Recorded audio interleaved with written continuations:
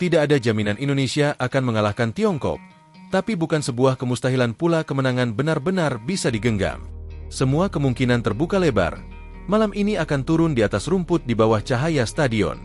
Di situ dua negeri dengan sejarah panjang dan napas panjang akan berjumpa, Indonesia dan Tiongkok. Sebuah laga bukan hanya tentang 3 poin, tapi tentang harga diri, tentang mimpi. Apakah Piala Dunia sudah sedekat itu dengan kita?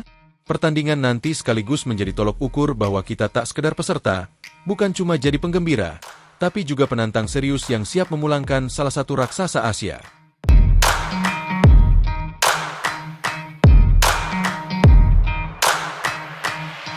Tiongkok datang dengan segala kekuatan.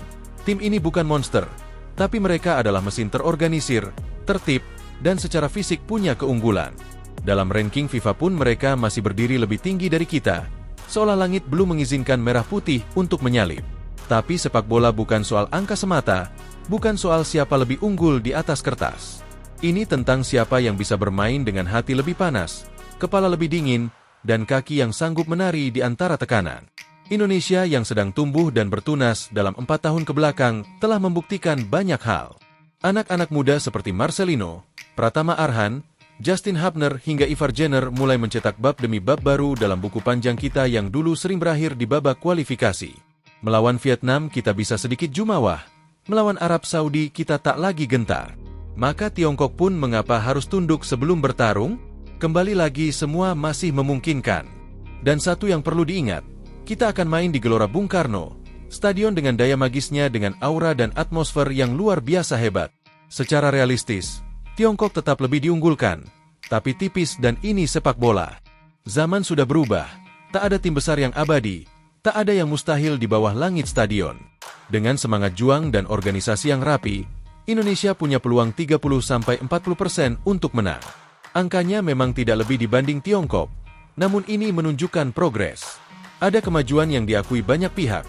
Lagi pula angka tersebut lebih tinggi dari yang biasa kita punya melawan tim-tim besar di masa lalu.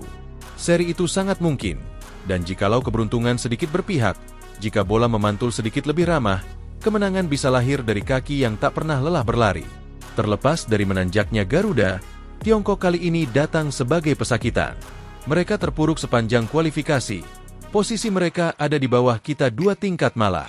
Indonesia kini berada di posisi keempat dengan angka, sementara Tiongkok terpuruk di dasar klasemen grup C. Poinnya hanya 6 dari 2 kemenangan. Jumlah kemenangan 2 negara sama. Yang membedakan adalah mental dan karakter tim di lapangan. Sebab Sanguda masih mampu mengumpulkan 3 poin lain di laga pertandingan melawan Bahrain, Arab Saudi, dan Australia. Sebaliknya, Sang Naga 6 laga lain berujung kekalahan, dihantam 7 gol oleh Jepang, dipermak Arab Saudi dan Australia. Dengan kondisi ini, mereka tak lebih baik dari kita. Fakta bahwa Tiongkok memberi kekalahan perdana untuk Garuda di kualifikasi babak ketiga tak terbantahkan. Tapi sekarang sudah waktunya untuk balas dendam. Ini kandang kita, Indonesia dalam pertanda baik. Hal ini juga dilihat oleh Ketua Umum PSSI Erick Thohir sebagai orang nomor 1 federasi, sudah pasti harapannya untuk menang. Tapi di luar jabatannya, ia percaya negara ini saat ini bisa berbuat lebih di sepak bola. Menurutnya, peluang untuk menang cukup besar dan dengan kemungkinan yang ada, ia menekankan satu hal. Pemain, pelatih, termasuk supporter harus tetap membumi, jangan terlena, jangan jumawa. Sebab mengalahkan Tiongkok belum membawa kita sampai ke tujuan. Mungkin itu maksudnya. Kalau sampai besok lawan Cina kita menang masuk playoff, ini momen yang akan membuat kita terharu, tapi bukan membuat kita terlena. Justru itu kita harus bangkit lagi, kata Erick. Pernyataan tersebut sebenarnya tidak ada salahnya, tapi seketika membuat publik bergeming.